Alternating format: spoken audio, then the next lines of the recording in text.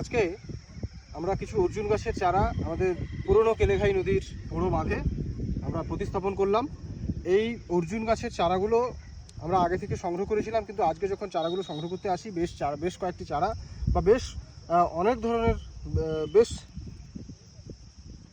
আমরা যখন আজকে এই চারাগুলো সংগ্রহ করতে আসি তখন দেখতে পেলাম যে চারাগুলো কীটনাশক দেওয়ার জন্য একেবারে শুকিয়ে গেছে বা মারা গেছে। তার মধ্যে থেকে খুঁজে খুঁজে আমরা বেশ কয়েকটি চারা নিয়ে এসে এই জায়গায় প্রতিস্থাপন করলাম।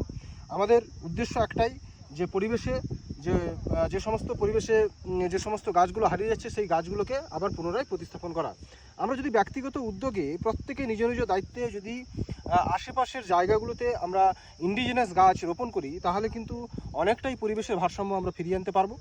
এবং সেই সঙ্গে সঙ্গে যে জীববৈচিত্র্য আমাদের চারিদিকে যে জীববৈচিত্র্য রয়েছে সেই জীববৈচিত্র্য কিন্তু আমরা ধীরে ধীরে রিটেন করতে পারবো, অর্থাৎ পুনরায় আবার ফিরিয়ে আনতে পারবো।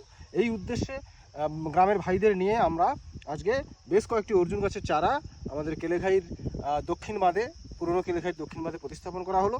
এই গাছগুলো আমাদের নজরে থাকবে, আশা করব এই গাছগুলো আমাদের নজরে বড় হয়ে বৃক্ষরূপে আমাদের পরিবেশে তার প্রভাব বিস্তার করবে।